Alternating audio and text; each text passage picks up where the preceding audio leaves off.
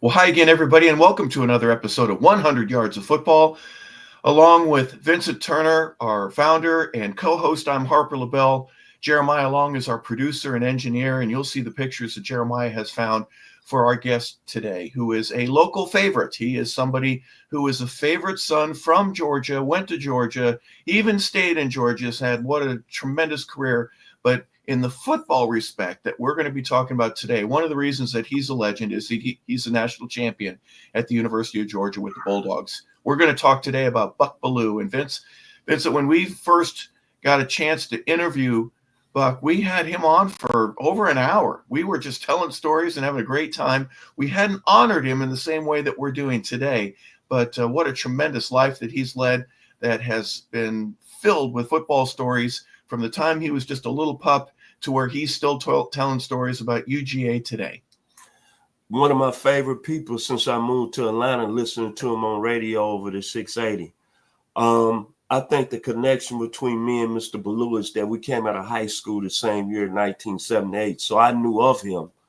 But when you think about Georgia football, and I'm going to give it back to you, Harp, I know Georgia is having a lot of success right now, back-to-back national championships a few seasons ago with Stetson Bennett. But when I moved to this area in 1996, and anybody mentions Georgia football, there's two people they mention. There's Herschel Walker, and that's Buck Belue. In all my times growing up in Memphis, Tennessee, and attending the University of Arkansas, the only thing I knew about was the 1980 national championship. Herschel Walker was the running back, and that name, Buck Belue. And I got a lot of respect for him. And I don't care, they want to put a statue of Stetson Bennett, but think about it. It took, 40-some years for Georgia to win the next national championship? That's really saying a lot about this man that we're going to talk today about. One of my favorites. Love listening to him on 680 because he tells the truth. And he's from the same age bracket I am. 1978 high school class. Back to you, Mr. LaBelle. You know, it's a very interesting debate that you bring up, and I have had it with a little bit of fun and levity. I don't have any skin in the game. I'm grateful, and I am very respectful of Georgia's championships. But when we bring up Stetson Bennett, I will say, who's the greatest player in Georgia history? And everyone will say it is either Buck, or most will say it's Herschel. And because they played on the same team together and won the same championship in 80, I will then I go, well, what about Stetson Bennett? And then that gets everybody to pause just a little bit because they go, and I said, he's got two, and Buck and Herschel only have one. Doesn't two beat one? Isn't Stetson automatically better than the others? And he played for another one, and it's a great debate. But regardless of how many or who, it doesn't matter where or when or why, the first of the great Georgia quarterbacks who was a champion is Buck Belue. You can throw in Fran Tarkenton, and you can talk about all the other great quarterbacks that have come there since, but Buck was the first. And so he gets his own statue, at least in my opinion. That's the way that he does it. Allow me to put my glasses on here. On December 12th, 1959, in Valdosta, Georgia, Buck Belue was born. He was Benjamin Franklin Buck Belue. When he grew up, he would attend games at Cleveland Field there, which is now Bazemore Field, on the campus just south of Valdosta State. That's where his high school would share the field. And on Friday nights, it was a real big event because Valdosta was such a powerhouse at the high school level that all the Pop Warner kids, the elementary, the junior high, they all knew about how great it was to be a part of that system. The whole state of Georgia respected how good that Valdosta was. So growing up playing Pop Warner, one of the things that he mentions on numerous occasions is that the whole system in that Valdosta area was running the same type of offense. And Wayne Bazemore was kind of a architect of doing things like that, to where everybody played under the same system, so that when you got to the next level, when you went from 6, 7, 8 years old, 9, and you're in elementary school, you're calling pretty much the same plays that the high school is. So by the time you get to high school, you've got a familiarity with what's going on. Now, Nick Hader ended up being his head coach during that first year that he was in high school. And this is back in the late 70s.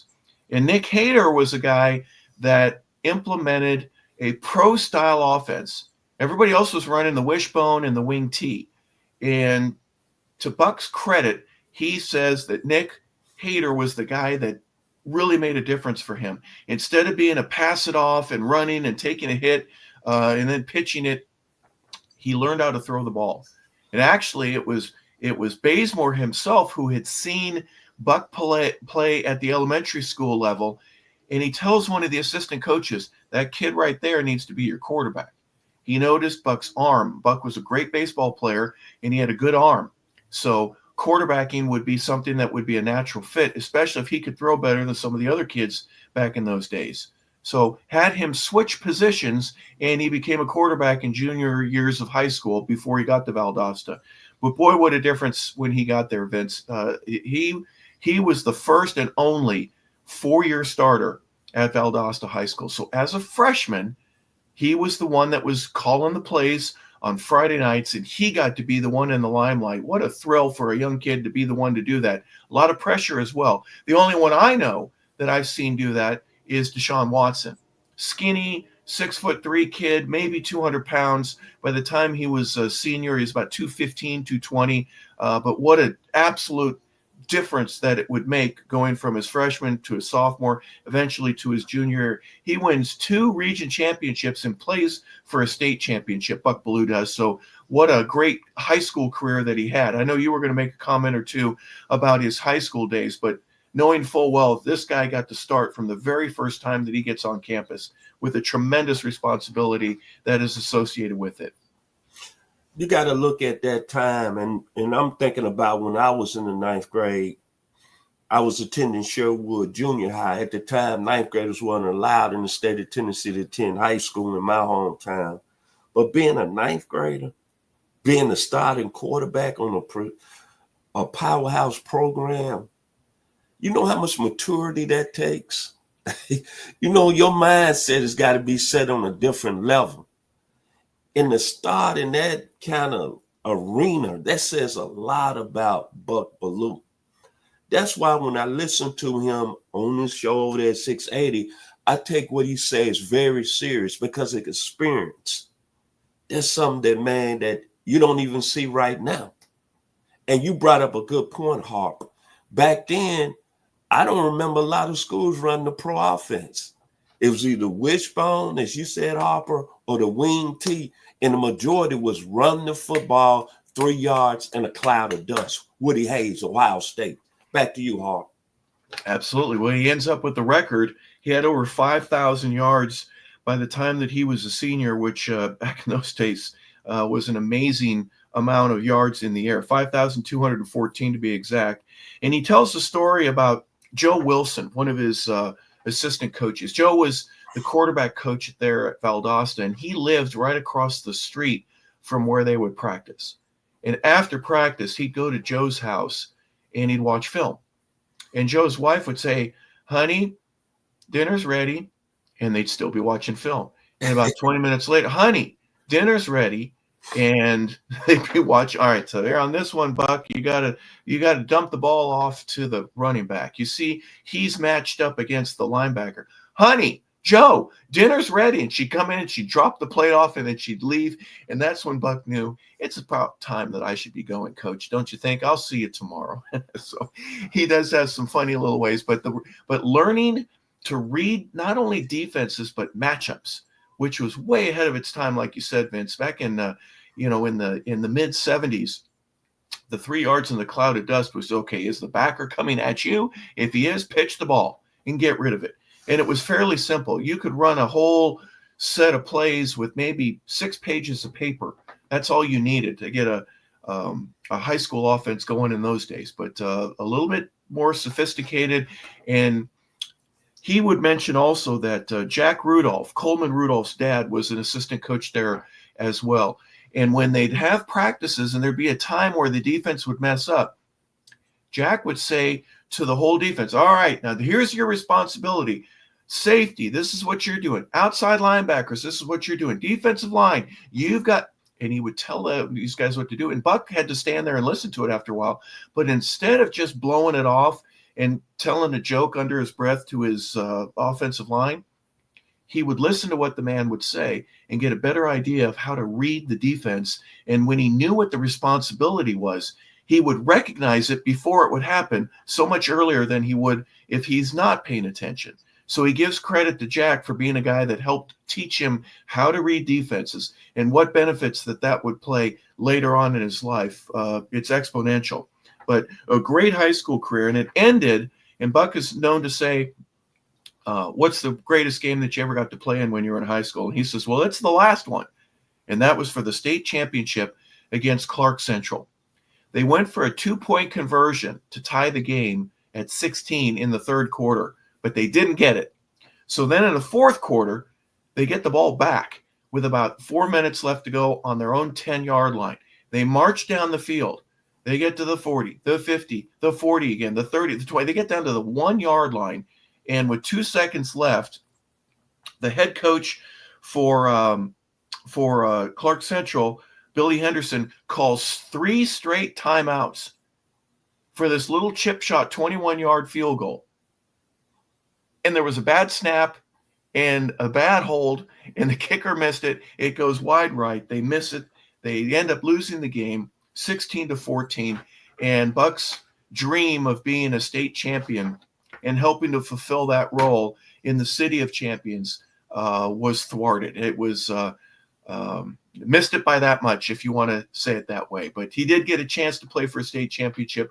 They were the runner-up, but he fell a little bit short with that team. He ends up playing baseball all 4 years as well, has an outstanding career, Vince, and he ends up getting drafted by the Chicago White Sox there in 1978, his senior year. So here's a two-sport guy that can play at the next level in either one of them. And the recruiting process for him was pretty thorough, wasn't it? Yes, sir. Very. I think people don't realize here in the Metro Atlanta area how great this guy was, highly recruited. I tell a story. Me being a 17-year-old, went to a bookstore that was located a few blocks from the University of Memphis, at the time, Memphis State. Had me a dozen of Thornton Donuts. Location on Lamar Avenue. Everybody knows that the 901, that was probably the best donut shop in America. Had me some chocolate milk and pulled out this high school football magazine. I said, man, let me see who's going to be the guys going into college, because I was going into college the next year. But I want to see who Arkansas had on the list, because that's where I had made my mind up going to school.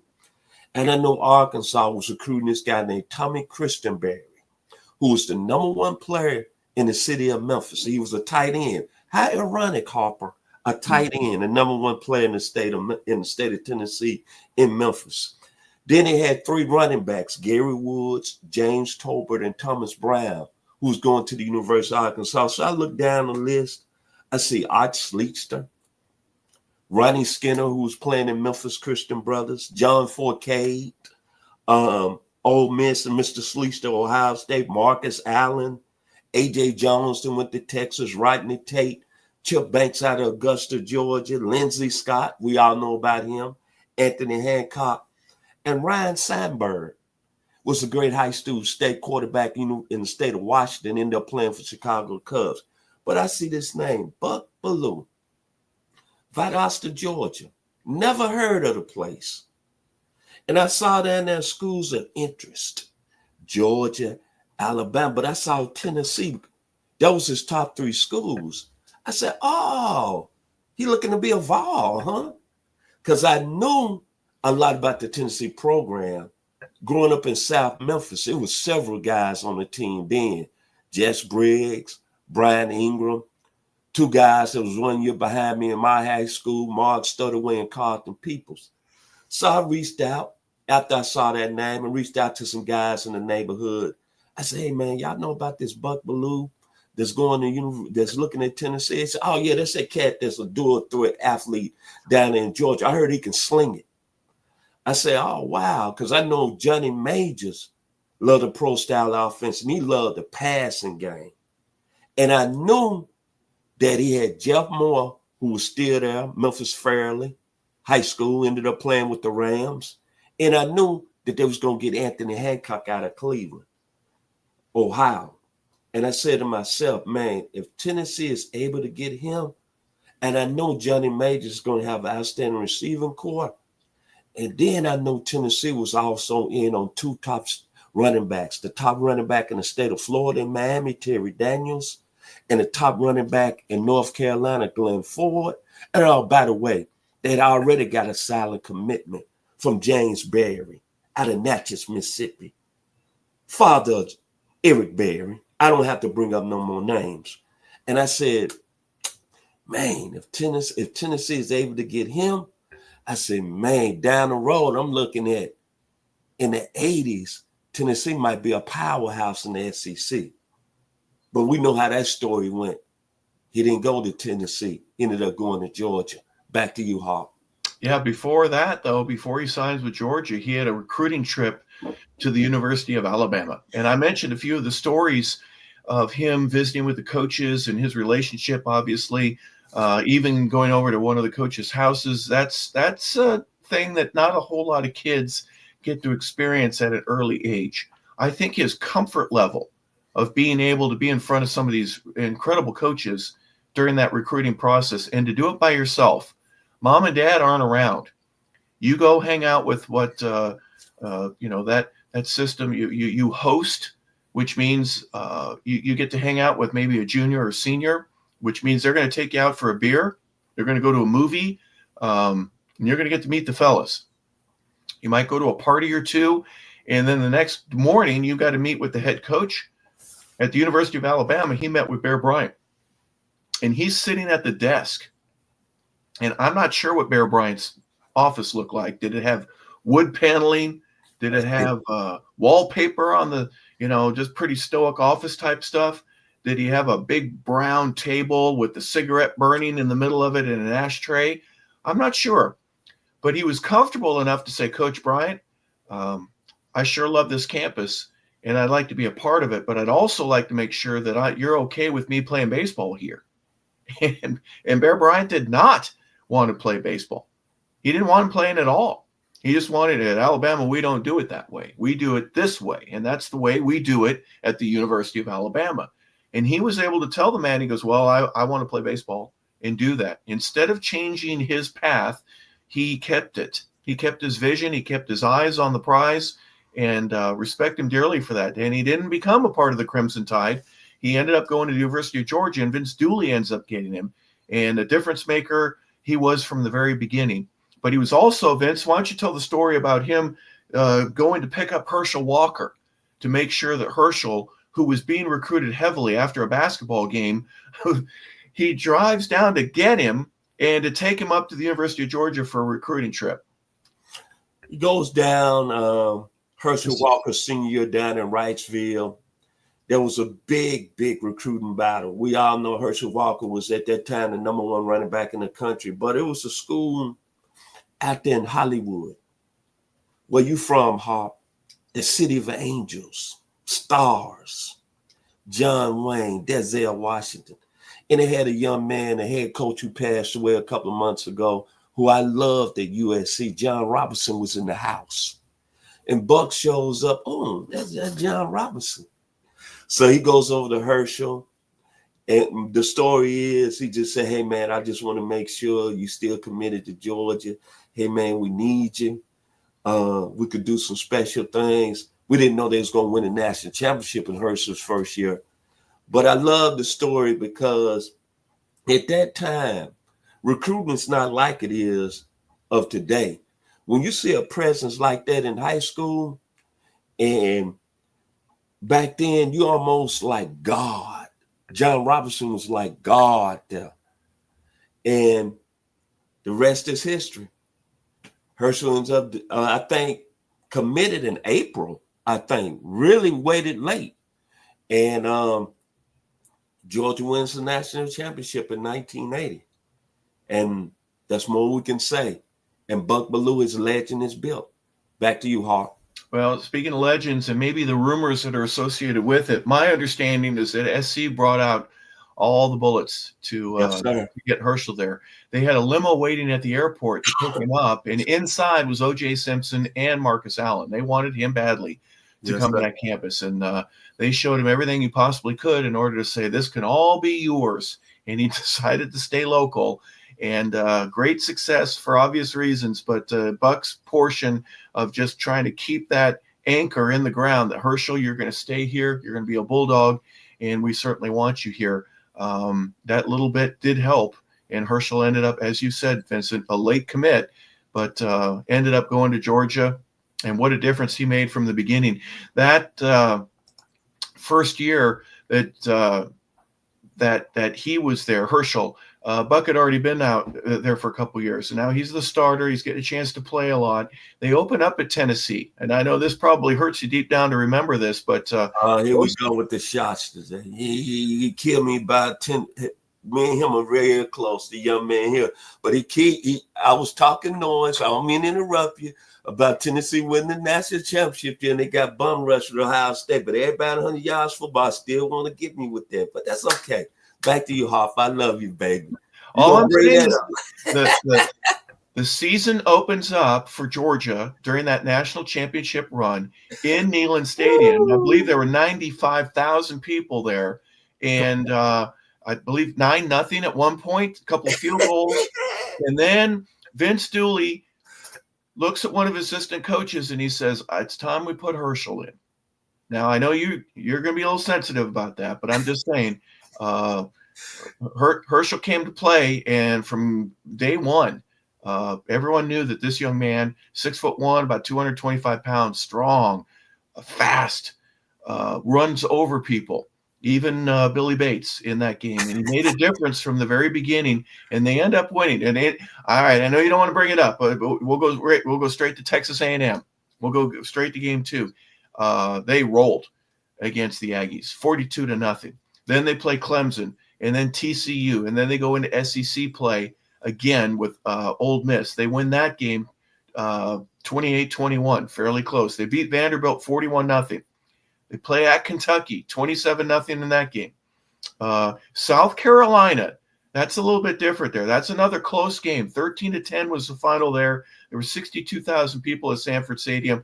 Then they got a week off, and they get ready for – I'm sorry, they didn't get the week off, but they got to get ready November 8th against Florida. And in the bottom center of that picture, Vincent, the Lindsey Scott catch, but how well the defense played that day for Georgia. Obviously difference makers. They win that game, and next thing you know, they're ranked right up there, number 1, number 2, number 3. It's a big little scuffle at the top, but Georgia had everything that they needed to get that national championship in. When you look at that, and don't get me wrong, we're in 100 yards football. We have a lot of fun, and we go back and forth.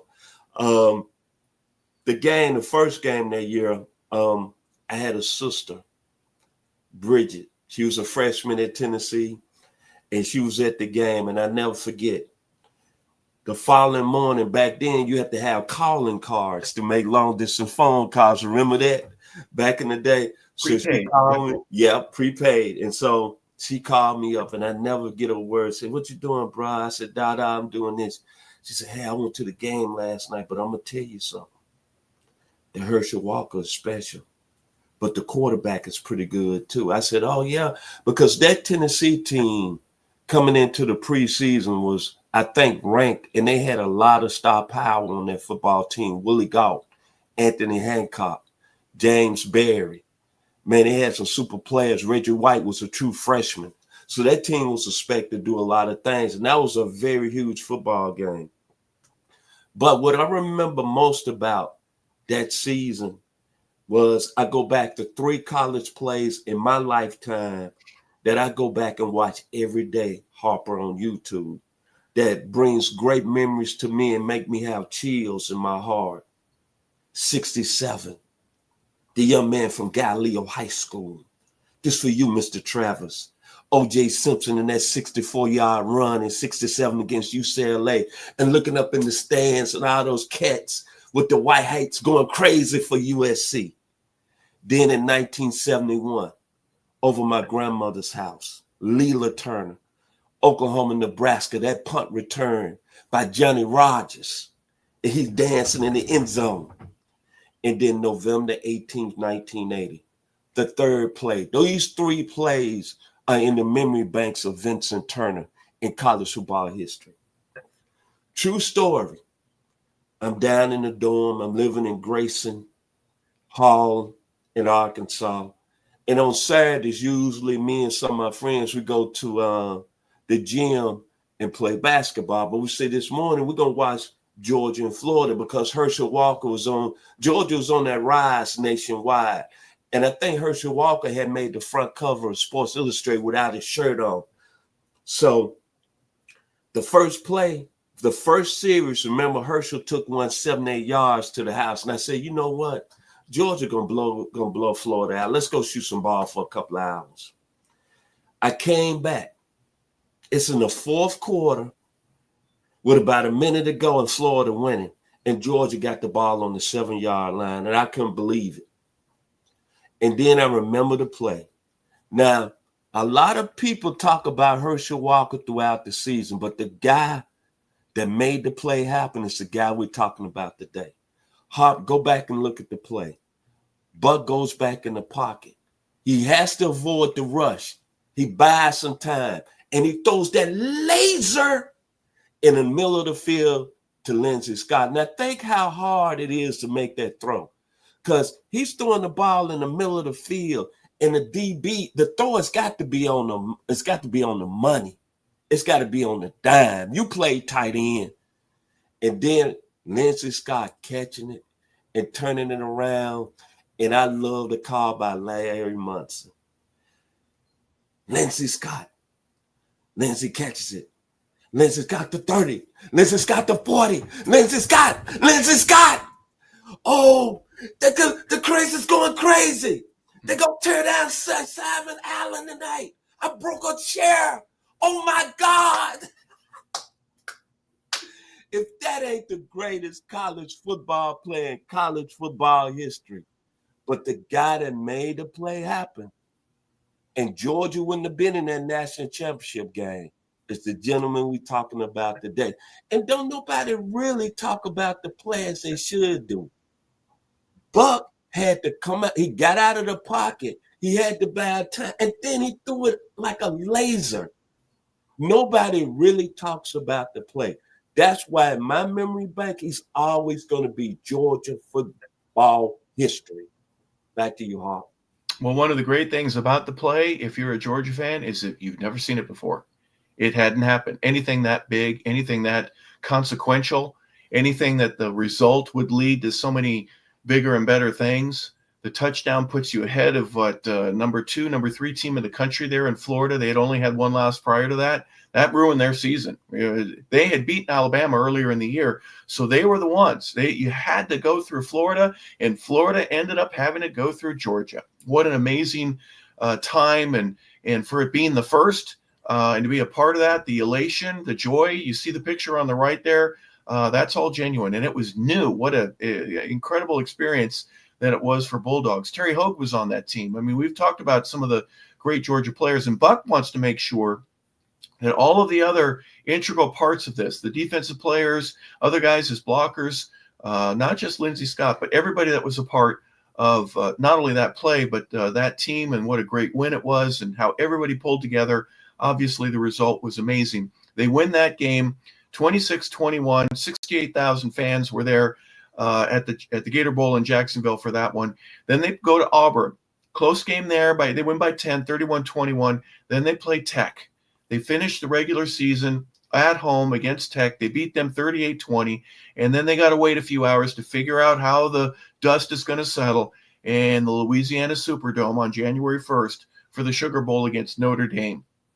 And that game there, 17-10 is the final. There were 77,000 fans there, and obviously the national championship, their little names and accomplishments are etched forever in history for that being the first national championship for the university, at least in the modern era. And what a great thrill it was to be a part of that. Everyone says that it was because of Herschel. Yeah, it was, but it was because of all the guys that were a part of it.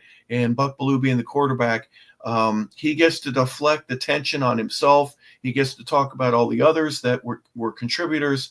And I'm so grateful that he does that because it always, in my opinion, will lead to everybody feeling like, it was our team. It wasn't just his. It wasn't just Herschel's.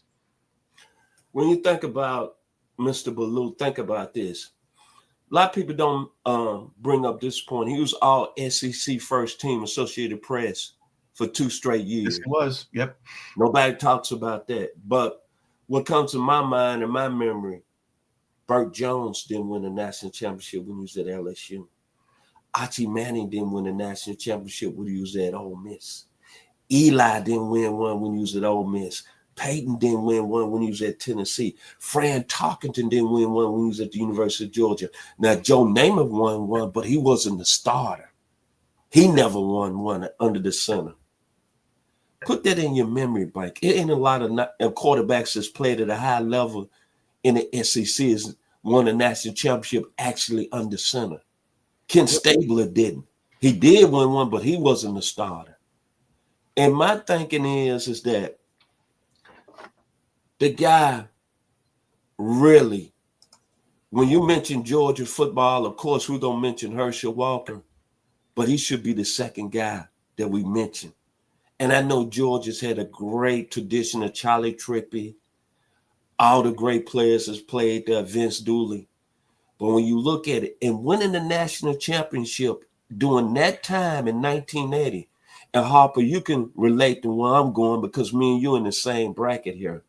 It was hard as hell to win a national championship.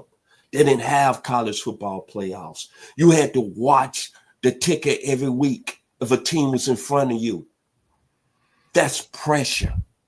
And for that man to bring that national championship, the first one, it's amazing. And then he made the play. If you're a Georgia football fan today, and I'm not even a Georgia fan, go back and watch that play on YouTube. Watch how Buck Belue had to come out of the pocket. He had to buy time. He pointed down the field and threw that laser. And Lindsey Scott took it to the house, and Larry Munson lost his mind, breaking a chair in the studio and said they're going to be burning couches down there on St. Simon tonight. If that ain't vintage and want you to get up out of the chair and run and hit somebody and Harper LaBelle, I know you want to put on them pads, baby. Look at you smiling. I don't know if you're a football fan or not. Back to you, Mr. LaBelle. Well, a great career that he ends up being a part of does not end after that national championship. Remember, he played baseball all 4 years while he was at Georgia. He hit 356, and he ends up in 1982 being the SEC Athlete of the Year. Even though his football career was over, once baseball was over, it was time for them to pretty much agree that this young man is a difference maker. And he certainly was. He was the SEC Athlete of the Year, as I mentioned, 82. He was all SEC in 80 and 81. He gets drafted by the Montreal Expos and ends up playing 3 years in the Expos farm system.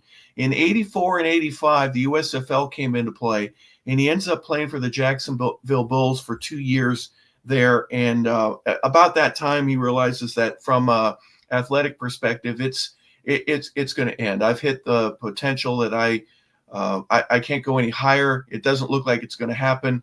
That league folded. They won the lawsuit, the USFL did, against the NFL. There was definitely collusion. The award was tripled, but the judge honored them or awarded the USFL $1 single, and they folded the next day. So football ended up being the final nail in the coffin, if you will, from an athletic standpoint. He wasn't going to make it in the NFL, but what a tremendous run that he had. He could run fast. He could throw. He could throw with accuracy. He could hit. He could take a hit. When those two sports are merged together, there's a lot of similarities that you would have in terms of your mental and physical toughness. And Benjamin Franklin Belue certainly had both. He ends up his career from an athletic standpoint with the ability to say, I can articulate it and I can talk about my experiences and those of others. And radio was just a natural fit. 25 years later, he is still at 680 The Fan in the Atlanta area. He was a Atlanta Braves pregame host for 10 years. He talks about college football like nobody else. Obviously, Vincent, you still listen to him every day, but his athletic career continues with his ability to not be a coach, but as a broadcaster, for him to be a part of it. And each and every day that you get a chance to listen to him, he has something to contribute, obviously. When I have time, and I don't listen to a lot of talk radio in this area, but I will say this, and I'll be honest, he's the only guy I listen to. I don't want nobody else out there to get upset. If you're watching 100 Yards of Football, which I know you are, you spies and you snakes. But unfortunately, he's the only guy that I listen to, because we have this kind of spirit, and he goes back and he talks old school. And one thing I love about Buck, he realized that he wasn't going to spend a lot of time chasing his dreams as far as baseball or football. So he took another avenue. And him being as highly decorated he is in this state, a lot of people couldn't handle that. You know what I'm saying, Harp? A lot of people couldn't handle that. But he was kind of, I'm all right in my spirit. I've had a great run. Let me try this over here. And I love listening to him every day when I have opportunity. I make it my business. Even though he's only for an hour, but I love the stories he tell about him playing in the SEC and against the University of Tennessee. See, there's a bond there. My sister attended that school. I lived in the Knoxville area from 1985 to 1992. My nephew graduated from that school in 2006. And I'm going to tell you a true story. I know that Tennessee and Georgia came down to the last two schools of him when he was committing, and he committed to Georgia. I go back and I was thinking about this last night, Harp. Think about if he would have went to Tennessee. He would have been throwing to Jeff Moore, Anthony Hancock, Mike Miller, Willie Gault, Darrell Wilson. The greatest show on turf up there in Knoxville, Tennessee, Rocky Top would have been booming. Dolly Parton would have been singing all Rocky Top. That's the only thing that I get in my memory that I wish could have happened. But he stayed in state. He won a national championship. But I know in back of his mind, he would have went up there. He might have been playing in the NFL.